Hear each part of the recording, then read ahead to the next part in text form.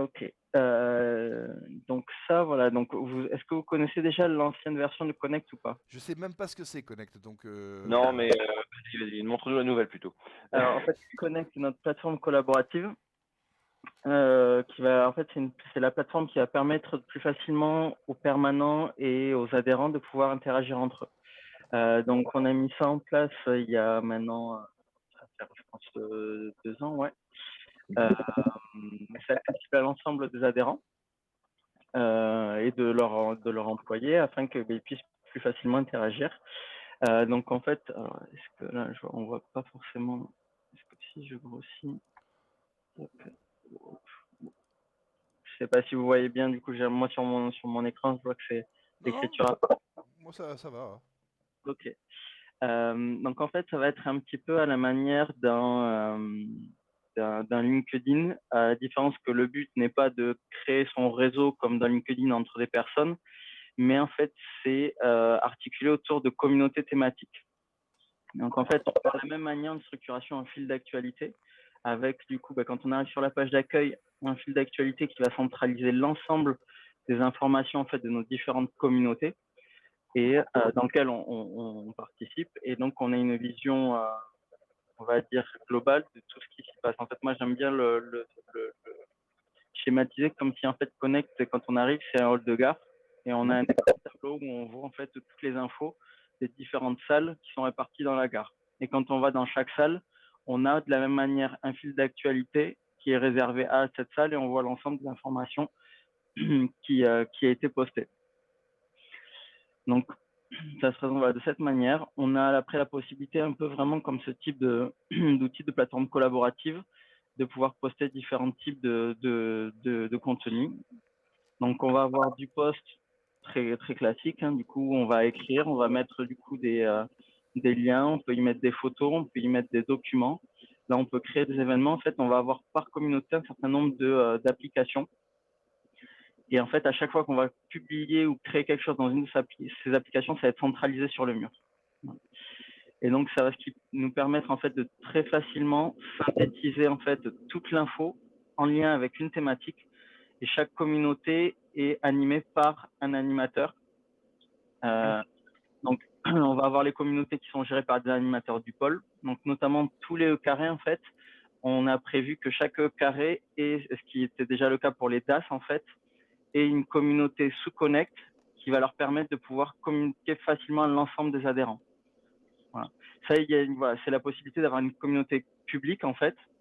Et dès qu'il va avoir en fait du contenu à partager avec l'ensemble des adhérents, ça va être à cet endroit-là où vous allez pouvoir le faire très facilement en fait. D'accord. Vous avez après la possibilité de vous créer une communauté fermée pour gérer entre animateurs les interactions si vous le souhaitez. Voilà. Il y a déjà des carrés qui ont prévu de faire ça. Des DAS fonctionnaient déjà comme ça avant. Et du coup, les choses sont vraiment séparées. Les communautés, on a la possibilité de mettre des restrictions sur les personnes qui peuvent s'y inscrire. Soit du coup, il y a une modération, il faut demander l'autorisation pour s'y inscrire. Soit les gens peuvent y rentrer comme on le souhaite. Soit les gens ne peuvent pas y rentrer. Il faut être que sur invitation. Les communautés peuvent être également listées ou non. Ce qui permet du coup de pouvoir, notamment quand on fait sur du mode projet, de ne pas lister une communauté et que du coup, les gens ne voient pas quelque chose, n'essaient pas de rentrer dans une communauté où ils n'ont pas vocation à rentrer. Et c'est comme ça qu'on va aussi garantir la confidentialité des informations que vous mettez dans votre communauté, de sorte que du coup, ce ne soit pas accessible à tout le monde. Donc, il y a vraiment une possibilité de pouvoir restreindre et de pouvoir s'assurer de la confidentialité de l'info. D'accord. Alors, petite question, déjà, il y a une version, c'est une version web accessible sur tout type de device ou c'est une appli? Non, c'est une version web. C'est un site web du coup, qui est sur tout type d'ordinateur. Sur cette version, il n'y a pas d'appli mobile. On va voir avec le prestataire pour en fait, ils font du Progressive Web App. Du Euh, Progressive Web App, ouais, c'est une sorte de React, un truc comme ça, j'imagine. et en fait, apparemment c'est quelque chose de ce qu'on a vu, c'est assez récent et en fait, ça nous permet de pouvoir mettre un site web sur une page d'accueil d'un téléphone de la même manière qu'une appli. C'est-à-dire que Mhm. quand on lance l'icône, ça nous ouvre le site. Et par contre, on a les notifications push. Ouais, oui, c'est un mix. Voilà, c'est ça. Ça simule en fait un peu du coup une appli, sauf que eux, ça évite qu'ils aient à redévelopper tout dans les langages propres de téléphone. Je vois très bien, c'est du React, enfin c'est du React ou du truc comme ça, mais je vois très bien. Petite question, donc par rapport à ce service, est-ce que tu peux, c'est une boîte toulousaine, tu peux nous en dire un peu plus sur la boîte? Non, pas du tout. Alors, l'entreprise, elle est allemande. Ah, Par contre, en fait, on l'a en on-premise, c'est-à-dire que tout est installé sur nos serveurs. Donc, l'entreprise nous fournit juste du coup, le logiciel qui est open source. Et après, on maîtrise entièrement toutes les données et tout ce qui est mis, en fait, est protégé par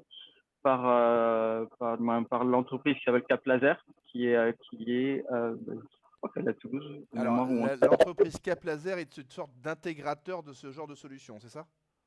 En fait, Cap Laser, c'est un hébergeur. C'est un hébergeur. Ils nous fournissent du coup les serveurs sur lesquels on a installé la solution. Ah oui, Mais donc c'est juste des hébergeurs, ok, d'accord, très bien. tout à fait, c'est juste un hébergeur, mais du coup, nous, voilà, c'est eux qui nous font par contre du coup l'installation de tout ça. Mais du coup, en fait, on a vraiment la sécurité de la donnée et sur nos serveurs, et il n'y a que nous qui avons accès à Je comprends. tout ce qui est dessus. Voilà. Et Moi, j'ai une petite question. D'accord. Ouais. Oui. Vas-y Samuel. Petite question, moi, Julien. L'enrôlement des utilisateurs, il se fait comment? Alors, alors l'enrôlement. Alors nous, on distingue l'inscription. Ok, voilà. L'inscription, en fait, ça va être maintenant plus simple. C'est que tout simplement, en fait, il va y avoir en fait, hop. Alors, est-ce que je vais à l'heure actuelle, hop, où est-ce que j'ai le site du pôle quelque part, non, hop. Aerospace Valley. Hop. En fait, il y a un lien accessible, hop, sur notre site du pôle pour pouvoir à l'heure actuelle s'inscrire, voilà, rejoindre Connect. Attends, c'est où là? Attends, je vois pas. Alors, hop, voilà, il y avait un gros bouton, le bouton jaune ici, okay. voilà. Donc là, à l'heure actuelle, voilà, ça c'est en ligne et ça explique ce qu'est Connect et vous avez à l'heure actuelle ici un lien qui vous permettait de vous inscrire via un formulaire. Et là, ça nous permettait d'aller sur la plateforme. Donc maintenant, on n'aura plus qu'à aller sur la plateforme. En fait, il va avoir directement ici la possibilité de s'inscrire. Donc la personne rentrera son mail. Il va avoir après un lien pour pouvoir créer son compte. Donc elle va remplir les informations de son compte. Et nous, on va recevoir une notification, les administrateurs. On va aller vérifier les infos qu'ils ont saisies, s'assurer qu'ils sont bien adhérents et on va valider l'inscription. Ouais. Ça va être beaucoup plus rapide. À l'heure actuelle, les gens remplissent un formulaire qu'ils nous envoient et nous, on crée le compte derrière. Ouais. Donc, moi, c'est le modérateur? C'est Tiffany et moi, tout à fait, qui faisons la création des comptes. Généralement, on crée les comptes sous 2 jours, on va dire, au max. Là, ça prend un peu plus de temps vu la situation, sachant qu'à l'heure actuelle, on a demandé d'essayer de limiter les créations de comptes, parce que vu qu'on est en train de faire ce basculement, on a voilà, une petite limitation et on préfère du coup le temps du basculement d'éviter de créer trop de comptes. Ok. Et qu'est-ce que je veux dire? Il y a un module de chat un peu comme sur Slack ou pas du tout? Alors, on a une partie où on peut faire du message. Donc, c'est pas du temps réel comme un chat. Il y a un module de chat, on l'a pas mis pour une raison simple, c'est que ça fait appel à un service tiers et un serveur tiers. Et vu qu'on ne maîtrise pas en fait l'info, le stockage et la confidentialité de ce serveur, on l'a pas mis en ligne. Par contre, ils ont la possibilité très simple de rajouter des modules et donc c'est des choses qui peuvent changer. Mais pour l'instant, du coup, on n'a pas de chat, on a cette possibilité de messagerie. Voilà. D'accord. Actuellement, donc là, ce que je comprends pour résumer, on a quand même des communautés qui sont un peu comme des channels Slack, mais peut-être plus fermées ou plus ouvertes, je ne sais pas. Bon. Là, ça va être, honnêtement, ça peut être très ouvert, tout comme ça peut être très fermé. Ça dépend vraiment en fait du niveau de paramétrage que vous pouvez, que vous allez mettre, et notamment les gens en fait vont voir soit on leur parle de la communauté. C'est là où du coup nous par contre en fait on a un accompagnement. Ce qu'on a commencé à faire auprès des E-carrés qui nous ont sollicité, ce qu'on allait du coup faire à tous les E-carrés, c'est venir expliquer déjà comment fonctionne Connect, comment ça peut être utilisé. Et en fait, nous, on a tout un accompagnement en fait à la préparation des communautés. Quels sont les éléments essentiels qu'il faut avoir en tête pour pouvoir bien recruter, pour pouvoir avoir une animation régulière. Notamment, la notion de recrutement est vraiment essentielle en fait. Il y a une sorte d'évangélisation à faire en fait auprès des adhérents par les animateurs de chaque communauté pour leur dire voilà, si vous souhaitez l'info, c'est à cet endroit-là que vous allez la retrouver, c'est là où ça va être centralisé et cette info va être qualifiée parce que elle est modérée en fait. Si on la met en place, si on la publie dans cette communauté, c'est des animateurs, des experts ciblés en fait qui eux savent la pertinence de l'info, qui vont la mettre là. Donc ça va donner, on va dire, une sorte de garantie que l'info qu'ils vont trouver dans cette communauté va être pertinente. Et c'est ce qu'on a constaté dans les communautés qui sont déjà en place, que les gens, du coup, viennent parce que justement, ils ont cette garantie par rapport à du mailing qu'on pouvait avoir. Et qu'on aurait exactement la même chose, en effet, si vous mettez dans Slack ou dans autre chose, les gens vont aller voir parce qu'ils savent qu'il y a du coup ces animateurs qui ont mis cette info-là. Donc, il va avoir vraiment un travail, en fait, lors de chaque événement, lors de chaque rencontre, du coup, de personnes qui sont en lien avec l'Institut Futur, de leur dire, voilà, maintenant, chez Aerospace Valley, l'ensemble des infos qui vous intéressent sur cette thématique, elle est à cet endroit-là. C'est ce que certains ont déjà fait. C'est très bien accepté. Les gens y vont et sont même contents, en fait, justement, de savoir que tout est centralisé ici. Et c'est beaucoup plus simple. Ils n'ont pas à trier dans les mails, à aller regarder à droite, à gauche pour être sûr qu'ils n'ouvrent pas une info. Là, ils y vont. L'info est mise à disposition et ils y vont quand ils ont envie. Ils reçoivent, bien sûr, il y a toute une notion de notification qui peut être paramétrée. D'accord, moi je vois, c'est très clair. Alors, est-ce que tu as déjà fait le test de copier un lien d'invitation Sofa dans cet outil et voir si les mecs ils cliquent, ça lance Sofa? T'as déjà testé ça ou pas? Alors, non, mais je pense qu'il n'y a aucun problème vu que du coup on peut faire les liens URL sans Oui, souci. bon ben oui, donc c'est exactement le même principe que Slack. Imaginons dans ton truc, tu ferais on se réunit now, tu mets le lien et tous les mecs de la communauté, ils peuvent cliquer. Bon, c'est ça. d'accord. Donc ça Tu peux marche. même, tu peux même faire, du coup, tu as une notion de calendrier. Donc, si vous avez des réunions récurrentes, Oui, d'accord. tu peux mettre du coup dans le calendrier avec le lien directement. Alors, attends, on va voir si je trouve, voilà, hop, un événement que Tiffany a fait, du coup, qui est basique, hein, mais du coup, là, elle a rien mis. Hop, si je modifier. Voilà, tu peux mettre une description, tu peux mettre des tags. Tu as même, alors là, elle n'a mis pas de participation, mais tu peux dire aux gens de participer, de valider, donc faire comme un Outlook interne entre les gens de la communauté. Okay. La répétition, tu peux mettre des fichiers. Voilà. L'outil est vraiment assez poussé. Donc vraiment, c'est vraiment très complet en termes de collaboration. Par contre, en effet, ça demande une organisation en amont, de savoir comment les gens veulent travailler dans ces communautés, justement, pour que tout ne parte pas dans tous les sens. On a la possibilité de mettre des fichiers, de gérer une arborescence. Si tu as un lien permanent, tu vois, tu peux mettre des listes de liens, tu peux faire des sondages, tu as une petite gestion de tâches et tu peux même te créer ton propre outil interne pour faire de la base documentaire facilement accessible. Ok, Voilà. alors ma question maintenant, c'est par rapport à, à Sofa, je pense qu'il n'y a pas trop de débat. La question que je me Non, pose c'est plutôt, pas la même chose. c'est par rapport à Slack. Est-ce qu'il y aura un intérêt à slackiser plus connecté ou est-ce que tu penses que Connect pourrait se substituer à un Slack? Alors, Connect va pour moi complètement se substituer à un Slack. Et je vais même dire que du coup, pour moi, la priorité devrait être à Connect, étant donné que nous, sur Connect, on va maîtriser l'info. Donc, de l'info qui va être au sujet au niveau du pôle. Du coup, c'est pour ça qu'on a mis cet outil en place, pour que du coup, s'il soit dans un périmètre sécurisé, et qu'il puisse y avoir aussi plus facilement du coup une transmission des infos et de pérennité de l'info plus tard au fil du temps. D'accord, ok. Samuel, un commentaire? Petite question, oui. Les notifications, par exemple, quand on publie dans une... Parce que là, bon, j'ai pris un peu la casquette industrie du futur. E2, industrie du futur.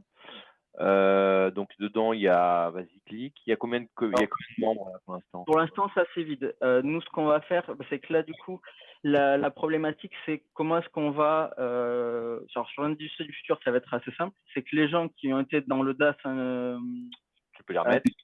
voilà, on va les remettre. Et c'est là où, en fait, je dis, tout le travail est sur le recrutement. Ouais, je comprends. De la même manière que il y aurait eu à le faire sur Slack, en fait, parce que là, peu importe les outils, il faut que les gens viennent sur l'outil pour s'utiliser.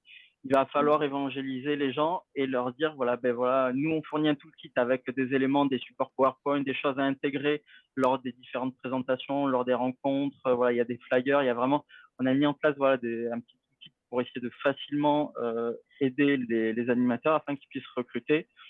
Nous, ce qu'on a constaté sur des campagnes de recrutement qu'on a accompagnées, on peut monter très très vite. Surtout, en fait, les événements sont vraiment le meilleur moyen en fait, de pouvoir recruter des gens. On a pu, en un, deux événements, augmenter d'une centaine de personnes, un petit peu moins, je pense, d'une centaine de personnes, une communauté. Ça peut, les gens, en fait, lors de l'événement, voilà, tout ce qui a été présenté lors de l'événement sera mis sur la communauté. Voilà le lien, du coup, ils ont fait une slide ou deux pour présenter l'outil. On peut même imaginer, nous, on l'a déjà fait lors des événements, un petit stand Connect ou avec un ordi où les gens viennent pour pouvoir, du coup, demander à avoir un compte. On leur crée les comptes sur le moment, où il y a des flyers. Voilà. Il y a tout on va dire, un mécanisme qu'on peut mettre en place pour faciliter du coup l'adhérent, l'adhésion, on va dire, sur la plateforme. Voilà. Il y a combien de, alors, donc voilà, sur la question de notification, donc imaginons qu'on recrute, qu'on met une communauté dans ce E2 Industries du futur. Comment les gens sont courants qu'il y a des nouveaux messages qui sont postés, par exemple? Alors, mais de base, soit ils ont le réflexe, eux, d'aller la voir et ils peuvent du coup voir les notifs de cette manière-là. En fait, on a les notifs ici en fonction du coup, voilà, Tiffen a créé une page wiki dans cette communauté-là. Donc là, c'est les infos qui sont rajoutées. Et après ça, c'est notifié également par mail. D'accord. Okay. Ils ont la possibilité, eux, de paramétrer une fréquence dans les mails. Ils peuvent avoir des résumés à la semaine, ils peuvent avoir du coup à la journée, à l'instantané. Voilà. Il y a des niveaux, ils peuvent même demander, voilà, je veux être notifié sur ce type, et quand quelqu'un poste dans le fil d'actualité, mais pas dans le calendrier. Voilà, il y a ce genre de... Ça peut être très fin, très peu de gens y rentreront à ce niveau-là, mais ils pourront faire soit je veux du résumé, soit je veux l'instantané par mail, voilà, ou je veux pas de mail et j'y vais quand ça m'intéresse. Voilà. Ok, très clair. Et après, combien y a-t-il de membres à l'heure actuelle? Quel est l'usage? J'ai envie de voir un petit peu si c'est adopté. Alors, donc, hop, ça va pas être sur celle-là, ça va être sur celle-là. À l'heure actuelle, là, on est à près de 1200 contacts. Donc, tu as 1200 contacts, mais après, j'aimerais bien le nombre d'utilisateurs actifs, parce que ça, c'est plus important. Alors ça, le problème, c'est que ça, on n'a pas la capacité à le voir. C'est un des trucs qui est un peu problématique, c'est qu'on n'a pas en effet d'outils de statistiques sur. D'accord. Tu n'as pas un truc comme Slack là où tu as tes patates là qui grossissent qui. Non, ça on n'a pas non, on a ça, c'est une chose qu'on nous demande. On a la possibilité de mettre de l'outil statistique HTML. La problématique qu'on a, c'est que du coup, pour l'instant, il y avait du Google Analytics qu'on pourrait mettre, sauf que du coup, on ouvre à Google. Potentiellement du coup l'accès à une plateforme où il y a de l'info confidentielle, ou en tout cas on ne souhaite pas forcément que des entreprises comme Google soient au courant et puissent du coup voir ce qui s'y passe, voilà, vu que notamment il y a des choses sur la défense. Tu peux pas mettre les analytics de Google dedans, quoi, c'est ça que tu es en train de dire. Voilà, on veut éviter, donc on veut quand même essayer à terme d'essayer de trouver quand même une solution qui nous permet d'avoir de la statistique sans que ce soit, voilà, du coup un géant américain qui soit derrière. Pour l'instant, à court terme, on n'aura pas de stats. Ouais. Ok. Bon, bah écoute, juste, tu peux m'ouvrir donc la vraie page, c'est celle-ci.